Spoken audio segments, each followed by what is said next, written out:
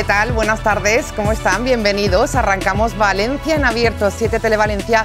Empezamos semana, además una semana, como saben, muy navideña. Les iremos contando numerosos planes y todo lo que va a ocurrir, que no es poco, en la ciudad. Hoy abrimos programa y lo hacemos con un invitado muy especial. Dicen de él que es uno de los concejales más polémicos de la corporación municipal. ¿Será porque su área en sí lo es? Lo vamos a descubrir esta tarde.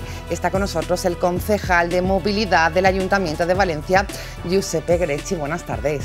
Buena vesprada, Silvia. Gracias, Como bienvenido. siempre, es un placer estar así en tú. Bueno, lo lleva el cargo, ¿no? En la concejalía, esto de la polémica. Bueno, tu saps que a vegades se volen fomentar més polèmiques del que són realment, no? Però és veritat que quan fas coses, i sobretot en el tema de mobilitat, estàs parlant de com vols canviar els hàbits de mobilitat, si has de reduir el trànsit, si has de propiciar alternatives, i aleshores pues, això genera molt de debat. Diguem que se genera debat. Y sobre todo acapara la actualidad el concejal Giuseppe Grecci. Bueno, así lo es una realidad. Por cierto, satisfacción en su partido, en Compromís, porque se aprueba con un 89% de los votos la lista electoral a la alcaldía de Valencia liderada por Joan Ribó. Giuseppe Grecci ocupará el número 7 en esa lista. ¿Ha habido tensión? Bueno, aquestes coses passen, no?, en els partits. Fins i tot, mira, som el primer partit que ha fet la llista, amb molta antelació. Han hecho bien los deberes en ese aspecto. Sí, fins i tot, mira, abans d'acabar l'any ja tenim l'equip renovat, la mescla de la capacitat de gestió del que venim d'abans en la renovació necessària perquè hi hagi més veus, més persones, més personalitats. I hem fet ja la llista del primer 15 i estem treballant també en la incorporació de més partits, de més persones rellevants de la societat civil. Jo l'únic que puc dir és que estem molt feliços i molt contents. Realment portem 8 anys governant. El 28 de maig volem treballar per renovar, òbviament. Per a mi, personalment, com sempre, un honor acompanyar a Joan Ribó i formar part d'aquest equip que realment porta 8 anys encapçalant la ciutat i el partit més votat en l'any 2019. Hay compañeros que se han quedado fuera de la lista, pero esto lo lleva la política y lo lleva un partido que lleva 3 formaciones en una, con lo cual se aumenta esa tensión y esa ebullición que hemos visto en Compromís en los últimos días. Sí, bueno, nosaltres som un invent polític molt novedós en la forma de funcionar. Li hem dit cooperativa política, una plataforma política que integra moltes sensibilitats, això és la força també, i també hi ha persones independents que estan directament afiliades a Compromís, a banda dels partits. Jo crec que hem de donar les gràcies, i jo personalment ho vull fer, a tots aquells companys i companyes que ens han acompanyat en aquest projecte de 8 anys i fins i tot des del 2011 que estàvem en l'oposició i li hem de tributar un gran agraïment. Són part de l'equip de totes formes perquè tenen una trajectòria, tenen una experiència acumulada que serà una guia per totes nosaltres i per les noves persones que s'incorporen a aquest govern que volem fer després del 28 de maig. Bueno, pues ahí está la lista número 7. ¿Contento con el número en la lista, Giuseppe? Sí. El 7 Valencia, a més, mira. Muy vinculado a esta casa. También hemos conocido en las últimas horas que finalmente Joan Baldoví será el candidato a la presidencia de la Generalitat Valenciana después de esa decisión de Aitana Mas de dejarle el camino libre sin primarias como en principio se había especulado. ¿Cuál es su valoración en torno a esta candidatura? Bueno, de moment Joan Baldoví és l'únic candidat. Eso es. I les candidatures encara estan obertes. Estava preguntant, de fet, este matí fins a quin dia, perquè com és un procés autonòmic, no me recordava molt bé fins a quin dia, fins al principi de gener crec que hi ha encara possibilitats. Si després no hi ha cap candidat, ell serà el candidat i realment ningú descobreix a Joan Baldoví.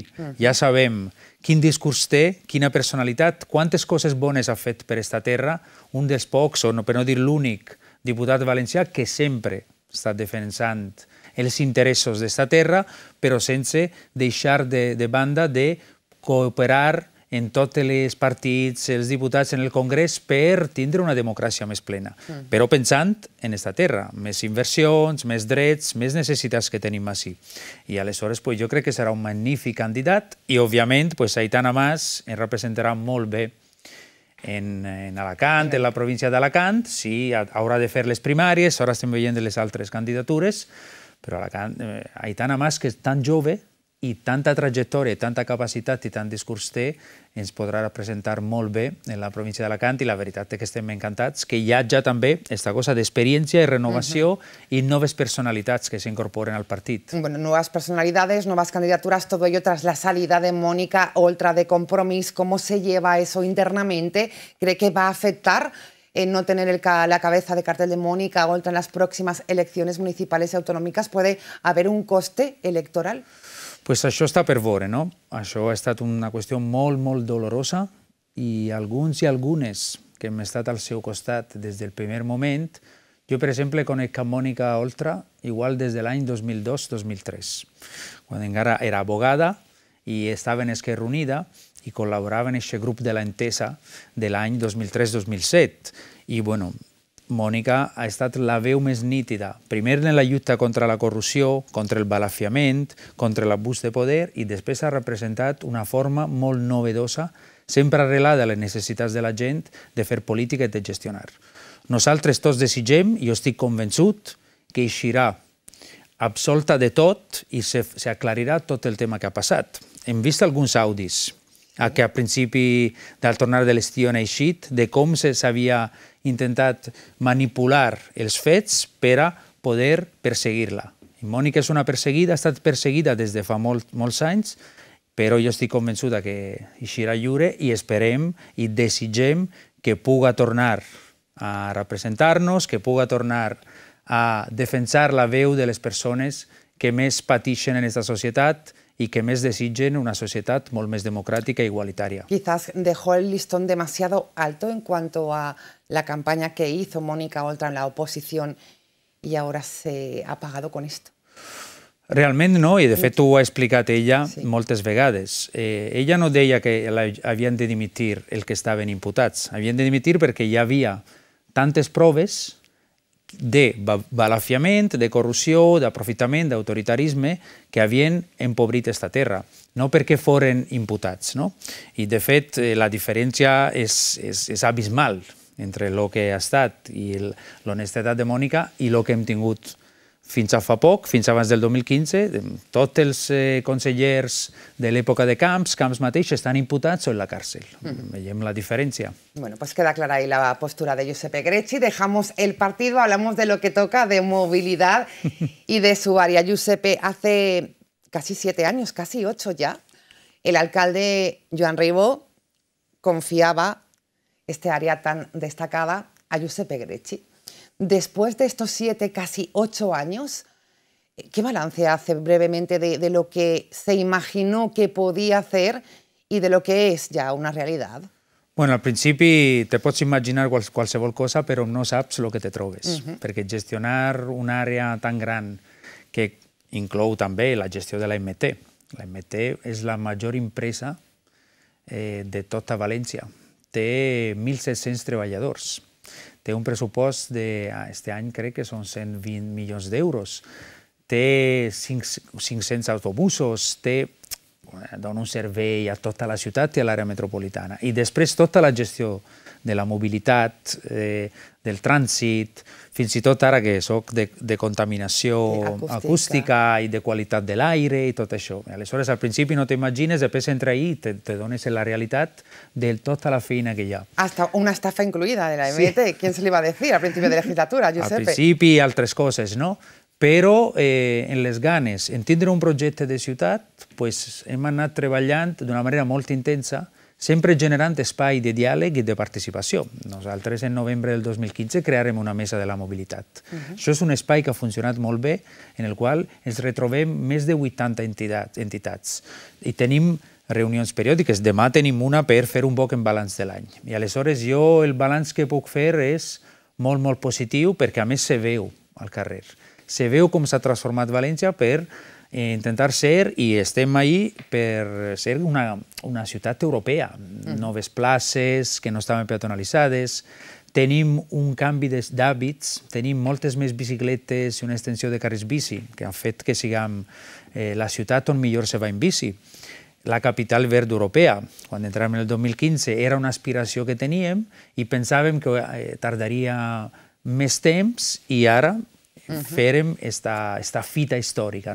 Aleshores ja ens hem transformat de la ciutat del balafiament, de la corrupció, fins i tot hi havia reportatges de la BBC, de molts periòdics i diaris internacionals que deien que València era una ciutat abandonada, corrupta, se balafiava molt de diners i ara som capital verda europea, un exemple a seguir en polítiques verdes, en polítiques de mobilitat, on millor se viu i hem d'anar treballant també per fer que, encara que tenim aquests reconeixements, que és molt important, després s'ha de reflexar en la vida cotidiana de la gente. Claro, y en la calidad de vida, en definitiva. Por ejemplo, en los carriles bici, está claro que hay luces y sombras en todos los itinerarios que se han ido ejecutando en esta legislatura. ¿Cambiaría algo ahora mismo? ¿Va a cambiar si sigue en la Concejalía de Movilidad Giuseppe Grecci? Jo crec que s'ha demostrat, a banda dels debats, alguns diuen les polèmiques, però al final són debats que són molt sa i molt vius.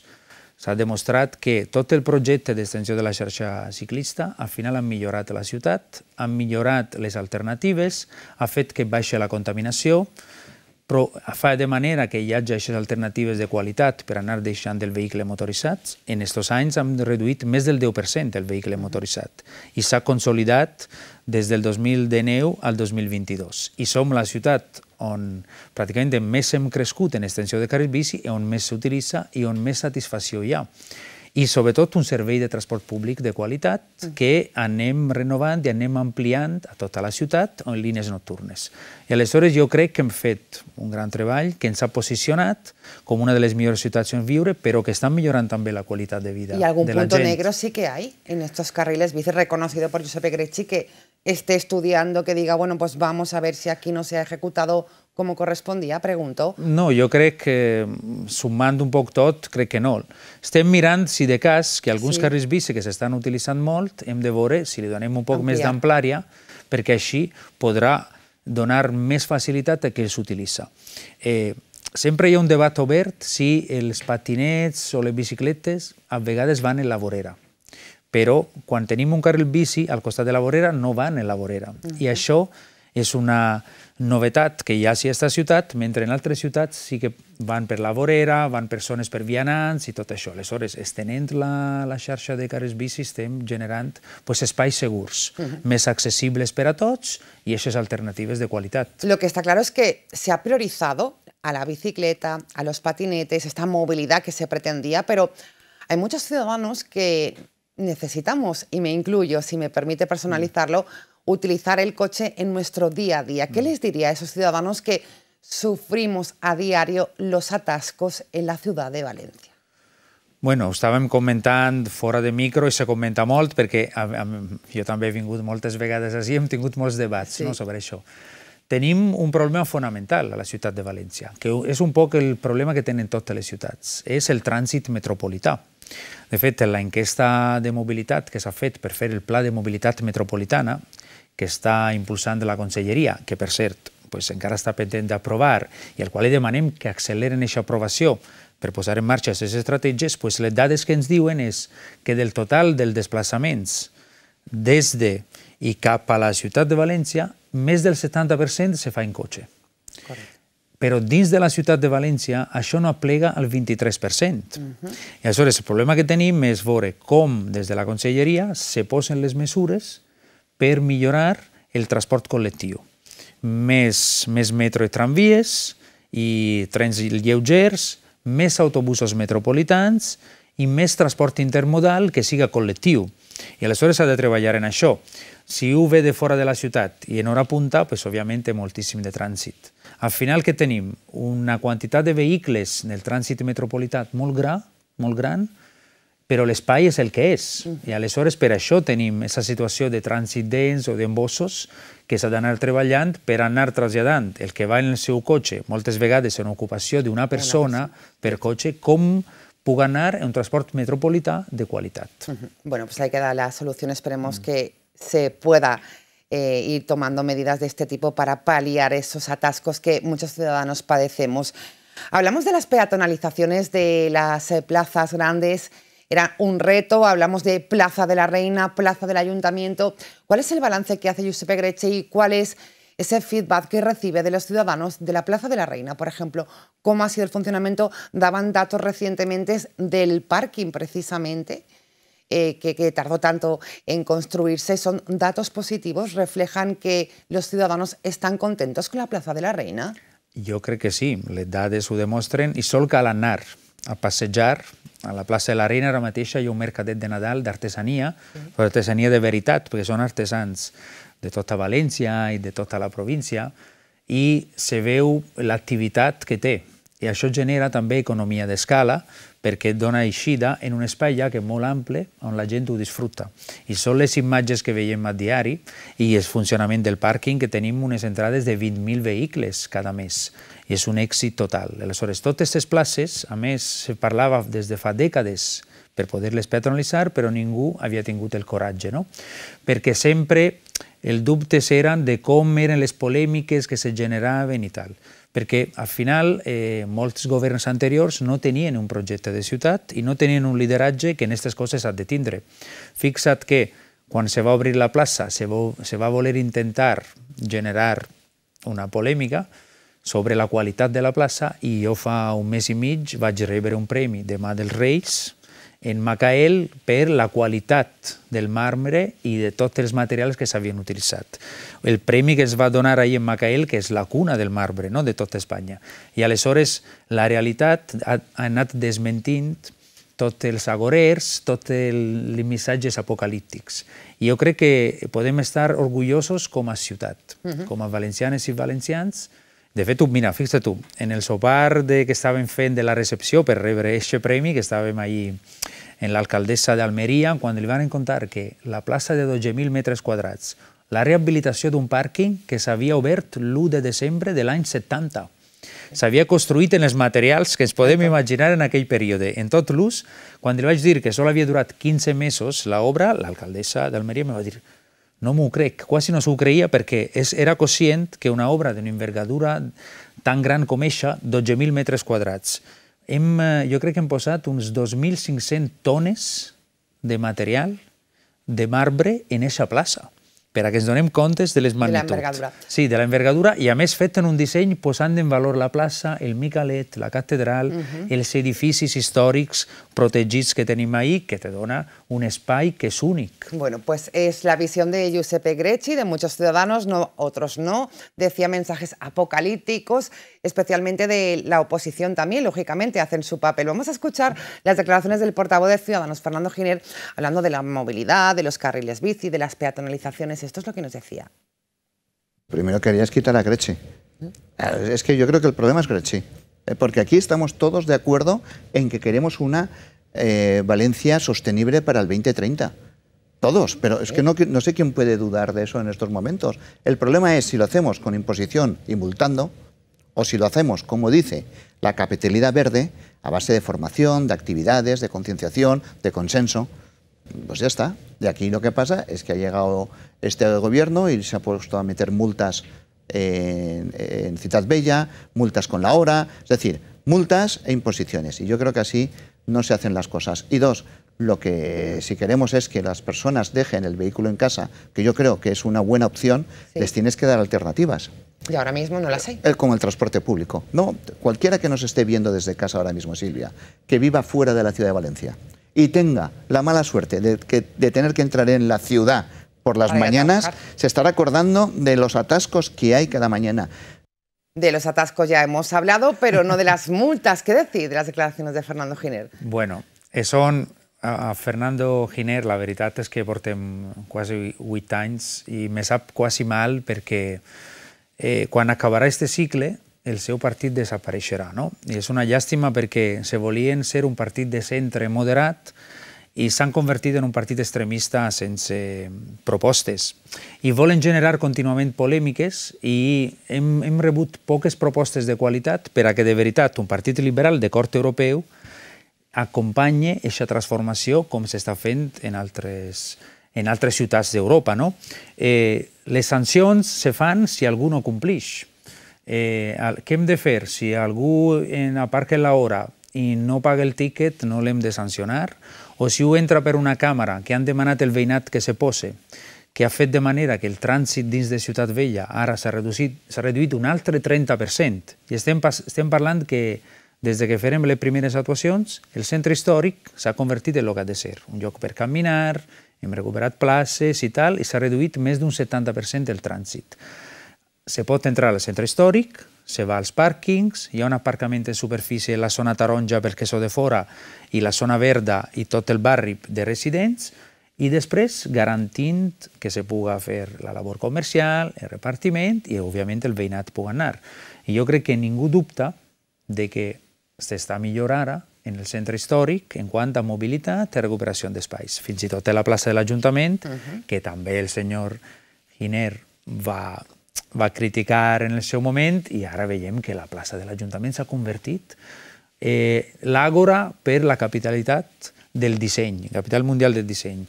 Tots els dies, a totes hores, persones caminant, xiquetes, persones majors, en cadira de rodes, perfectament accessible, un espai guanyat, vull dir. Un diseño provisional y ahora veremos la ejecución de... No, de fet, hi ha una proposta guanyadora. Tots estos són processos que s'han d'anar desenvolupant, però ja ara mateix, encara que sigui provisional, és un espai guanyat. I jo crec que molt millor tindre aquest espai que 5 carrils de cotxe, com era abans, que passaven 10.000 vehicles. La realitat, diguem, és molt diferent de lo que se diu. Si parlem de transport públic, òbviament l'MT és un dels serveis millor valorats de la ciutat. Entramos en la MT, si le parece, porque también Josep Egreche es el presidente de la empresa municipal de transportes. ¿Situación financiera preocupante? Jo crec que no, realment. Las cuentas no dicen lo mismo, pregunto. Bueno, sí que ho diuen, però se vol, com sempre, i portem 7 anys en la mateixa cantinela, que l'AMT no va bé, que l'AMT no sé quant. L'AMT en l'any 2018 ja va ser la millor empresa de transport urbà de tot Espanya. Quan se fa el baròmetre municipal, sent l'AMT una empresa municipal, un servei públic, és dels millors valorats entre tots els serveis. Quan se compara la neteja, està en els primers llocs de la llista del suport que té de la ciutadania en vora un 7%, un 7 sobre 10 de suport. Vol dir que és un dels millors serveis. Per això jo sempre dic, una cosa és la realitat, que diu que la cosa va bé, i una altra cosa és el que se vol donar a entendre. Hi ha verdaderament una separació entre el que diu l'oposició i el que hi ha la realitat. Del punt de vista econòmic, què tenim? Totes les empreses públiques de transport, fins i tot privades, en la pandèmia han tingut una baixada enorme d'ingressos.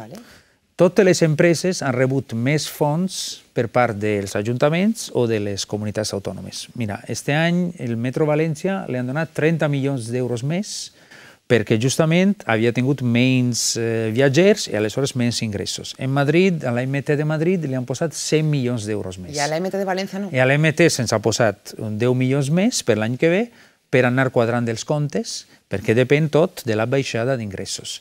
Al mateix temps, per exemple, som l'empresa i de tot l'Ajuntament i també de moltíssimes ciutats que més contractes i inversions hem adjudicat dels fons europeus. Estem parlant de més de 40 milions d'euros.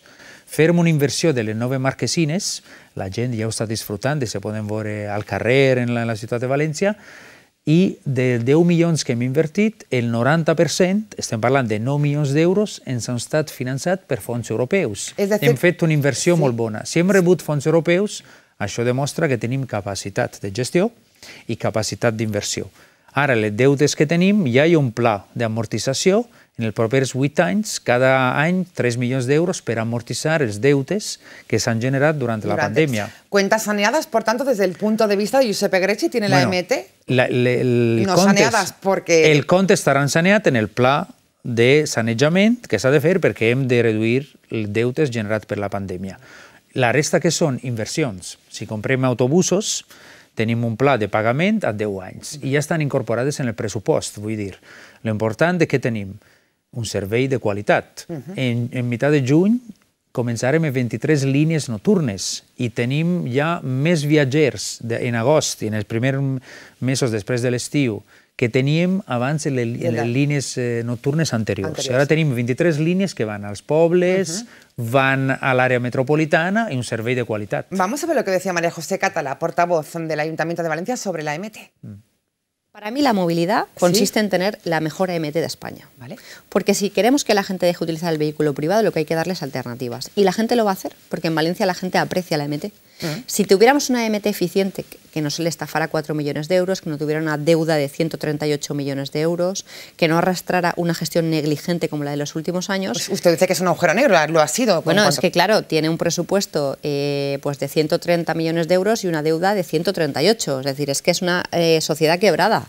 La intervención municipal intervenga en las cuentas de la sociedad, creo que hay que intervenirla, creo que hay que reformular clarísimamente el modelo de funcionamiento. La AMT tiene que dejar de hacer cosas que hace que no son de su competencia, plazas públicas como la plaza del ayuntamiento, parkings públicos, o sea, que tiene que dejar de gestionar cosas que no son la AMT. O sea, la AMT tiene que gestionar los autobuses y el transporte público colectivo en la ciudad y hacerlo de la mejor manera. ¿Qué le contesta María José Catalá? ¿De acuerdo con lo que dicen algunas cosas? No ho sent, però sobretot perquè quan no se diuen les coses com són, no se pot estar d'acord. Mira, hi ha una comparació molt evident. En l'any 2012, quan governava el PP, varen intentar tirar al carrer més de 200 treballadors, perquè de veritat tenien l'empresa a punt de quebrar, a punt de fallida, i no ho varen poder fer. I quan arribàrem en l'any 2015, l'AMT li donaven 55 milions d'euros, el Partit Popular. Nosaltres ara li hem donat 79 milions d'euros i què tenim?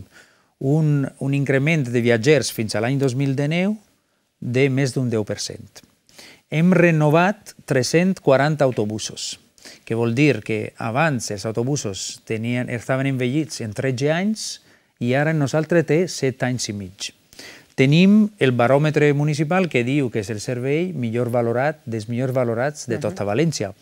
I, com hem comentat abans, totes les xifres econòmiques no les vaig a repetir. El que tenim el pla d'amortització, que s'ha de tindre pel deute generat per la pandèmia, i tenim inversions que s'estan pagant per la compra d'autobusos.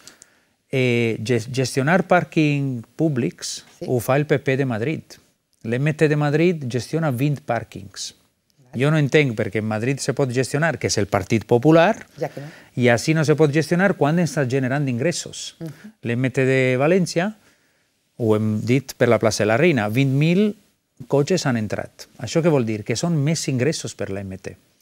L'MT, com gestiona el pàrquing, paga un cànon a l'Ajuntament i una altra part se ho queda. Això que demostra que hem ingressat 500.000 euros pel pàrquing que està del Mercat Central Centre Històric. Això són ingressos que després nosaltres els utilitzem per millorar el servei. Es decir, que se va a mantener esa política de los parkings. Obviamente, porque funciona y seguimos donando un buen servei. Se nos acaba el tiempo, pero tenemos preguntas de la calle. Le voy a pedir que me las conteste muy breve. Primera pregunta de la calle para Giuseppe Grecci.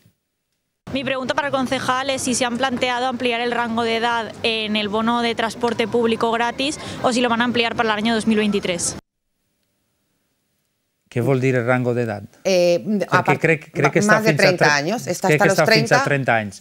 Això ho marca un poc dins del marc de l'autoritat metropolitana i aleshores nosaltres atenem això.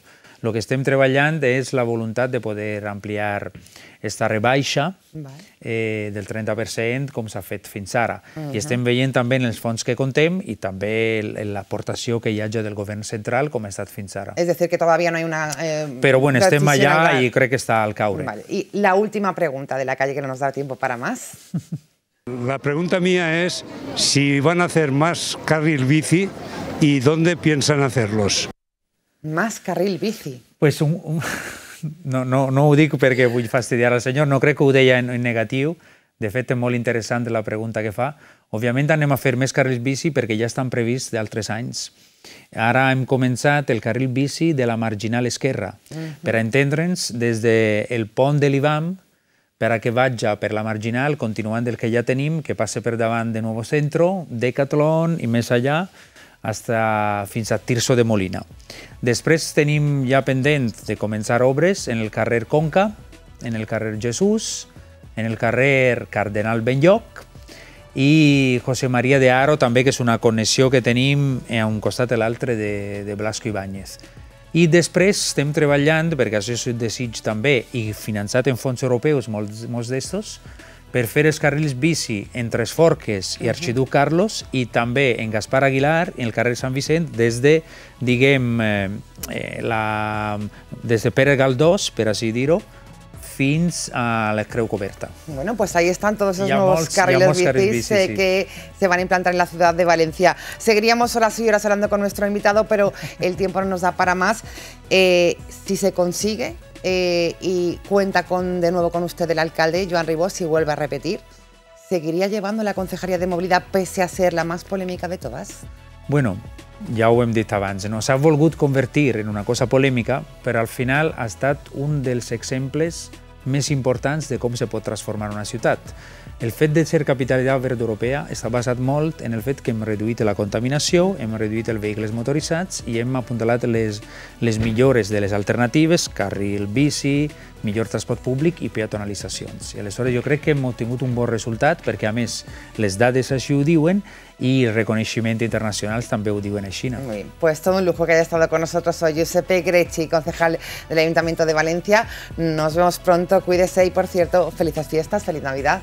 Felices festes, bones festes a tot el món, que disfruten, que qui puga descansar, descanse y que estiguen les seues persones estimades. Muy bien, pues gracias. Nosotros seguimos Valencia en Abierto con muchos temas de actualidad de Manu Seguín que pasan hoy por el Gobierno Central, máxima tensión por la reforma del Tribunal Constitucional. Todo está alterado. ¿Qué ha pasado en las últimas horas? Pues sí, Silvia, hablábamos de polémica y mucha polémica la que hoy se levanta en Madrid, porque crisis institucional, ese es el titular del día de hoy, porque el Tribunal Constitucional, el Poder Judicial y el Poder Legislativo, en este caso el Gobierno y las Cortes Generales, se encuentran en una batalla judicial sobre si se puede o no aprobar esas enmiendas a la última propuesta de ley del Gobierno.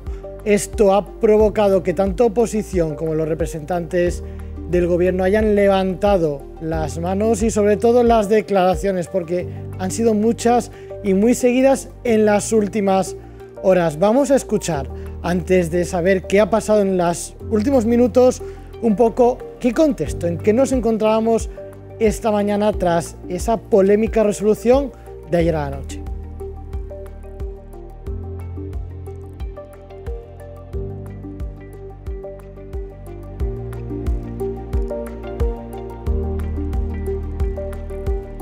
Bueno, tenemos dificultades. Ayer a la noche teníamos ese comunicado del Tribunal Constitucional en el que decían que no se podrían votar las enmiendas esta mañana en el Senado, esas dos enmiendas que pretendían agilizar la reforma del Tribunal Constitucional y también modificar esos cargos que ya están caducados tanto en el Superior de Justicia como en este tribunal. Desde el Gobierno se pretendía poder reducir la mayoría con la que es necesaria poder hacer estos cambios para poder aprobarlos, y desde la oposición se acusa al Gobierno de querer acelerar, de querer cambiar el ritmo de las propuestas de ley, saltándose a lo que es el Parlamento, saltándose ese momento de debate. Así, la oposición critica que el Gobierno quiere legislar a base de decretazo y el Gobierno acusa a la oposición de querer usar a la justicia para secuestrar a las Cortes, para secuestrar lo que ellos llaman democracia y el voto de la ciudadanía. Esto es lo que pasaba hasta la noche. Hoy a la mañana se han pronunciado también los presidentes tanto del Congreso de los Diputados como el Senado. Ambos acatan esta decisión del Tribunal Constitucional, pero discuten que el Tribunal Constitucional puede entrar a decidir qué se valora y qué no en cada una de las sesiones de estas dos cámaras. Recordemos que tanto la Cámara Alta como la Cámara Baja forman parte de las Cortes Generales, que al final es la voluntad del pueblo escogida en urnas cada 4 años a través de ese momento de elecciones generales. Tras toda esta polémica, a las 11 de la mañana el presidente del Gobierno salía a hablar ante los medios y decía que agataban la decisión del Tribunal Constitucional, pero que tomarían todas las medidas necesarias para poder llevar a cabo esta renovación necesaria de los tribunales. De otra manera, aunque no compartamos la decisión, acatamos la resolución adoptada ayer por la actual mayoría conservadora del Tribunal Constitucional.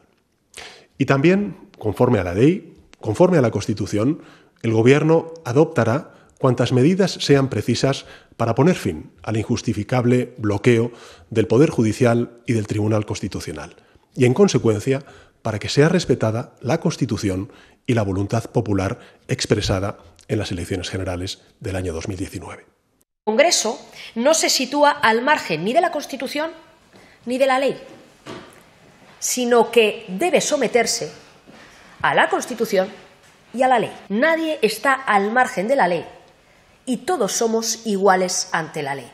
Son dos principios muy básicos, pero son dos principios fundamentales en democracia que no debemos dejar de recordar. Efectivamente, las decisiones en democracia se adoptan por mayoría, pero siempre respetando los derechos que tiene la oposición.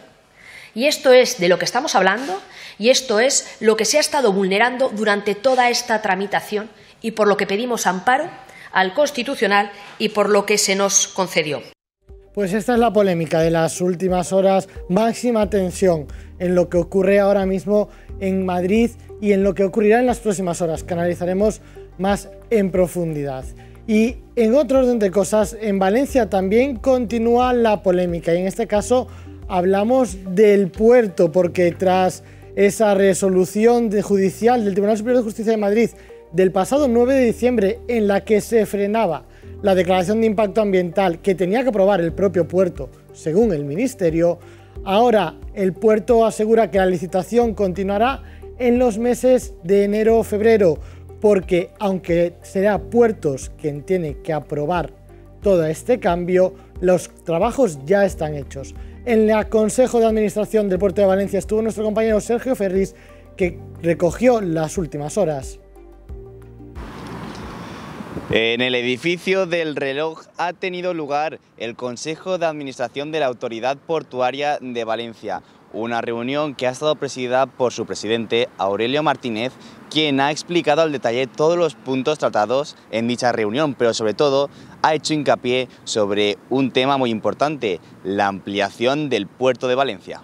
Lo que se ha declarado en la sentencia es simplemente el debate sobre quién es el órgano sustantivo, nada que ver con la ampliación ni nada, bueno, directamente al menos, ¿no? ¿Quién es el órgano sustantivo que tiene que decidir lo de la DIA? Nada más. Eso es lo único que estaba en debate y lo que se ha recurrido. Entonces, y el debate se centra en si tiene que ser la autoridad portuaria el órgano sustantivo o es Puertos del Estado el órgano sustantivo. ¿Cómo piensa Puertos del Estado? Pues más o menos como hemos estado a lo largo de todo el proceso en relaciones permanentes con Puertos del Estado. Hemos pedido todos los informes de abogacías del Estado, técnicos, etcétera, etcétera, de ellos mismos, pues más o menos piensa exactamente igual que nosotros. Por lo tanto, sea quien sea el órgano sustantivo, la decisión final será la misma. ¿Qué es lo que habrá que hacer? Pues un informe que se remitirá, por eso he dicho que vamos a enviar la documentación, un informe para que, bueno, el Consejo de Ministros pues tenga toda la documentación y vea que aquí no hay ningún problema y lo apruebe. ¿Para cuándo? Yo calculo que probablemente, con un poquito de suerte, hay que ver un poco cuál es el calendario de los consejos de ministros, pues probablemente en enero podríamos tener la aprobación del Consejo de Ministros.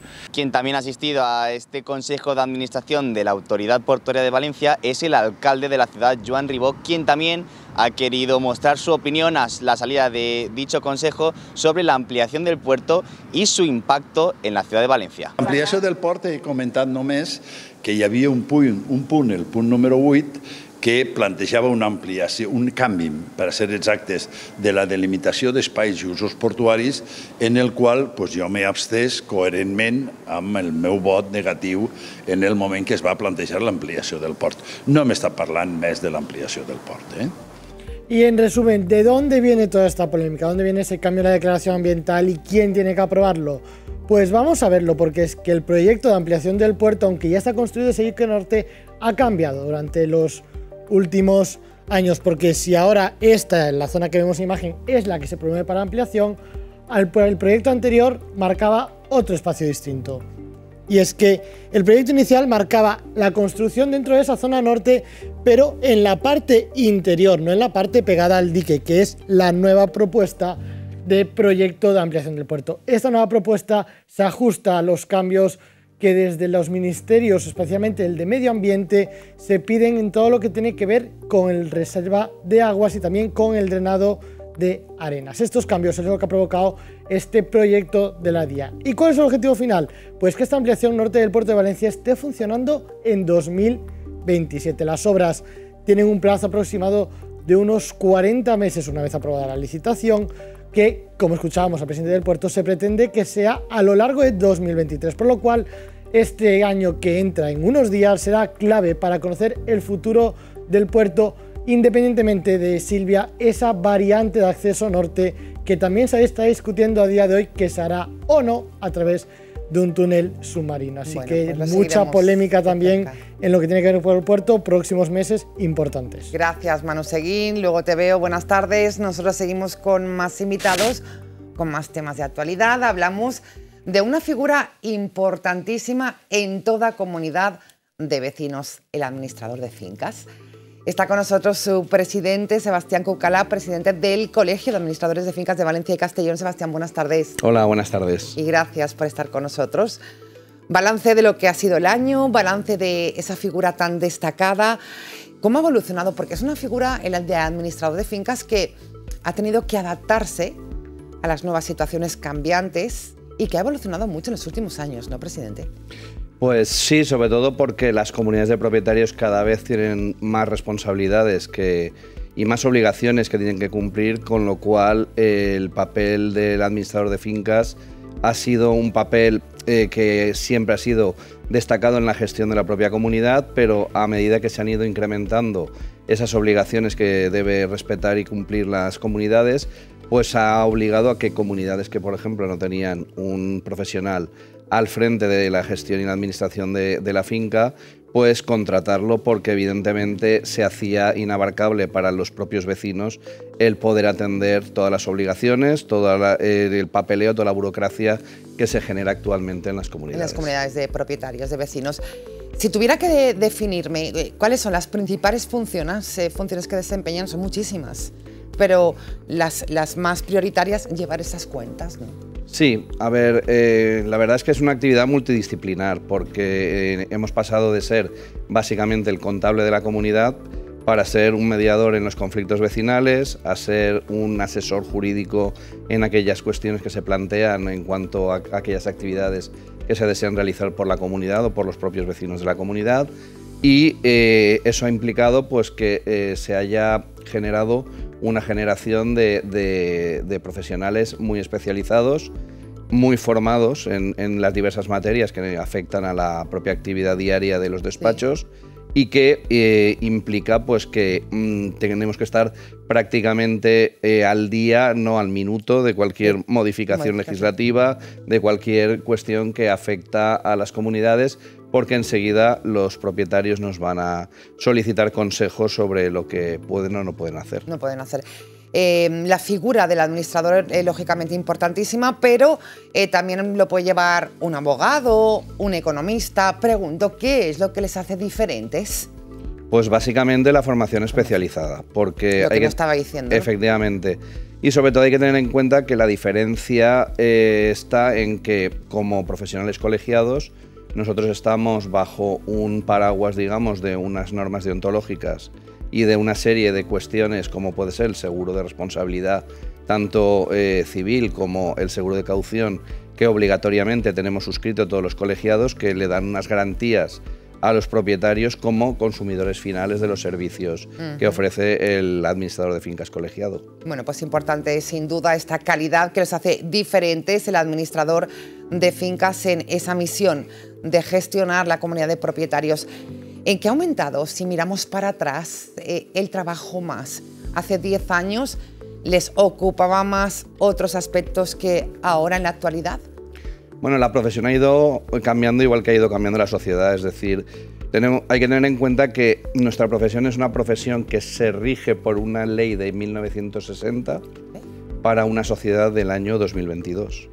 Entonces, con pequeñas modificaciones que se han ido incorporando para facilitar determinadas cuestiones, pero lo que es el núcleo central de la ley, que es la que aplicamos todos los días en las comunidades, es una ley pues, de hace 60 años. Entonces, una de las cuestiones que nos implica a nosotros sobre todo es intentar adaptar lo que es la propia legislación a lo que es el día a día, que muchas veces pues, se tienen que buscar pues, comparaciones de lo que sería la aplicación concreta del año 60 a lo que en el año 2022 está ocurriendo a nivel de calle, a nivel de comunidades de propietarios. Es decir, que tienen un reto diario, ¿no?, para intentar adaptar esto. Pues no sí, es fácil. Porque muchas veces tenemos que estar viendo cuáles han sido las resoluciones que en los tribunales se han dictado para determinadas situaciones, y eso pues, implica pues, una parte de nuestra tarea. En cuanto a lo que son las tareas contables, pues básicamente no se han modificado con el paso del tiempo, pero sí todo lo que conlleva de aquellas actuaciones o actividades, obras y demás cuestiones que quiere llevar adelante la comunidad, pues consumen bastante tiempo y sobre todo resolver incidencias, tanto de las que se generan en las comunidades como los propios siniestros que se tienen que tramitar a través de las compañías de seguros. Bueno, pues ese es el día a día de los administradores de fincas, por cierto, nada fácil. Queremos hablar también de los temas de actualidad que pasan por esa subida de la luz y sobre todo qué consecuencias están detectando desde el Colegio de Administradores. ¿Estáis detectando quizá un repunte de la morosidad de las comunidades? Pues a ver, hay que tener en cuenta que no solamente estamos hablando de lo que es el incremento de lo que puede ser la factura de la luz, porque en los últimos tiempos se ha venido observando que muchas comunidades que tenían intención de efectuar obras, la subida de precios de los materiales ha condicionado también la modificación de los presupuestos, que ya en muchas ocasiones se habían recopilado, se habían aceptado, y que ha obligado pues, a un incremento de la recogida de cuotas para poder pagar. Y eso sumado pues, a que llevamos arrastrando, digamos, ese miedo a la crisis que ya se nos anuncia inminente, pues siempre que ha habido crisis, épocas de crisis económica, las familias se han resentido y las comunidades es una cadena que va detrás de esas economías familiares, con lo cual es decir, se prevé que esta situación se vuelva a repetir, afectará, como en otras crisis económicas. Hablaba precisamente anteriormente, Sebastián, del tema de la mediación como uno de las funciones ahora mismo del administrador de fincas. ¿Se está mediando más?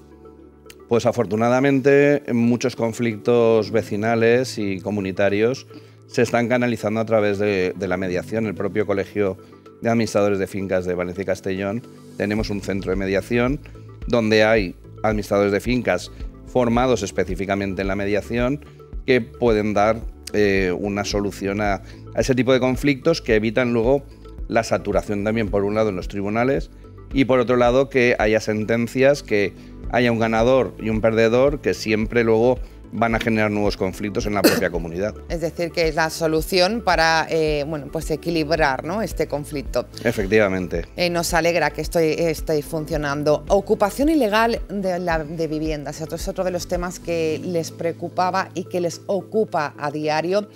¿Cómo se está resolviendo esta situación y sobre todo también en la radiografía que tienen en este aspecto? ¿Va a más la ocupación ilegal? Pues a ver, sí que se viene padeciendo desde hace un tiempo lo que es la ocupación. Inicialmente en aquellos edificios que no estaban totalmente vendidas las viviendas, porque eran promociones que en la época del pinchazo inmobiliario se quedaron a mitad de vender. Ahí donde fue, digamos, en aumento lo que fue el fenómeno de la ocupación, pero ahora observamos que no solamente es en ese tipo de edificios, sino que en cualquier edificio donde pueden detectar, sobre todo, grupos organizados que se dedican a poder localizar inmuebles no habitados que terminan estando ocupados.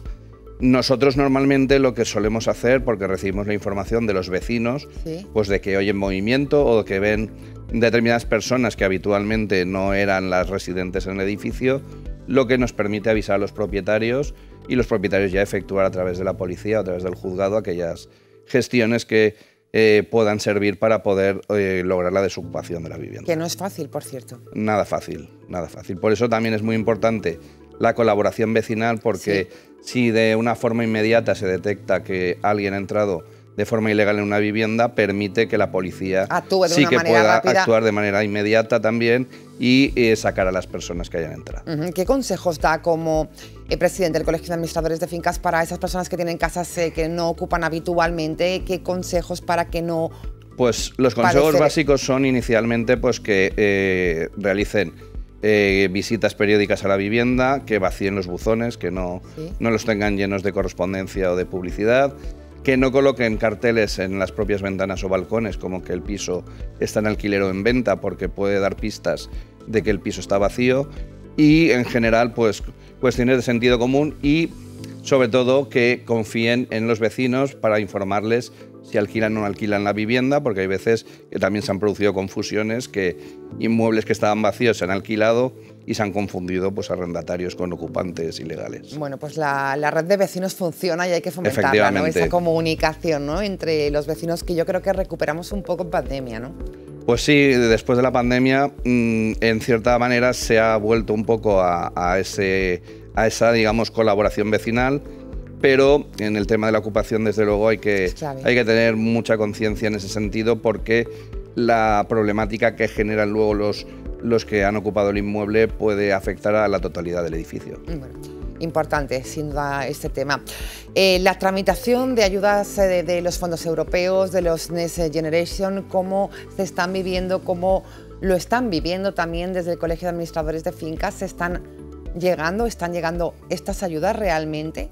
Pues ahora todavía estamos realmente en una fase es el primer año de la existencia de estas ayudas. En este último trimestre es cuando más proyectos se han presentado para poder obtener las ayudas, y pensamos que hasta que el primer trimestre del próximo año se haga una evaluación de cuáles han sido las peticiones formuladas y las concesiones de ayudas, se podrá hacer un balance. Un balance, ¿no? Pero la mayoría de energías renovables, placas fotovoltaicas, se está instalando mucho en las comunidades de propietarios de la ciudad de Valencia. La verdad es que hay mucho interés, sobre todo por el repunte de los precios de la propia electricidad, en la posibilidad de aprovechar los espacios comunitarios para la colocación de placas solares. Eso, junto con otras actuaciones que permiten obtener eficiencia energética al edificio, es lo que ha, digamos, llevado a que todos estos edificios y comunidades de propietarios puedan solicitar las ayudas europeas. O sea que veremos a ver en este primer trimestre del 2023 qué lo que depara, y sobre todo el balance de lo que está pasando en este 2022. Ha sido un año complicado, un año de recuperación tras la pandemia. Queremos pedirle, como presidente del Colegio de Administradores de Fincas Valencia y Castellón, pues un mensaje navideño para todos los administradores de fincas, también para los telespectadores. ¿Qué les diría? Pues que deseamos que pasen unas felices Navidades con todas las personas queridas, y que esperemos que el 2023 desdiga todas las predicciones que hay, y que sea un año que sea provechoso para todos y que nos permita trabajar, y que sobre todo pues que haya un buen ambiente vecinal en todas las comunidades de propietarios. Muchos retos todavía por cumplir en su legislatura, Sebastián, ¿no? Sí, y bueno, esperamos que podamos atenderlos, sobre todo en beneficio tanto de los administradores de fincas colegiados como de los propios ciudadanos, que son los que reciben nuestros servicios diariamente. Pues muchas gracias, como siempre, por estar con nosotros en Valencia en Abierto. Que pase también unas felices fiestas, y pulsaremos cómo está la profesión el año que viene ya. Cuídese, Sebastián, buenas tardes. Muchas gracias. Nosotros nos vamos ahora hasta el puerto de Valencia. Les apetece venirse porque allí ya podemos ver, los valencianos, una exposición peculiar ligada al humor, a las viñetas, con una trayectoria importante. Ahí está nuestro compañero Sergio Ferri. Sergio, ¿qué tal? Buenas tardes. Y nos hemos venido hasta el edificio del reloj de aquí, del puerto de Valencia, donde hasta el próximo 5 de febrero tendrá lugar la exposición de la Comunitat del Humor. una exposición donde 19 artistas valencianos han expuesto 190 obras y un espacio donde se invita a todo el mundo a pensar, a reflexionar y a cuestionar sobre el humor valenciano. Y para hablar mejor de esta exposición tenemos aquí a su comisaria Esther, que una exposición que se pretende aquí poner en valor el humor valenciano. Pues sí, llevamos hace ya unos años que por Navidad la Autoridad Portuaria organiza una exposición de humor. Hasta ahora hemos focalizado las exposiciones en humoristas en concreto, únicamente uno, pues fue Ortifus, Forges, Peridis, Quino, y este año hemos querido hacer una colectiva y hemos dedicado la exposición a 19 humoristas gráficos de la Comunidad Valenciana.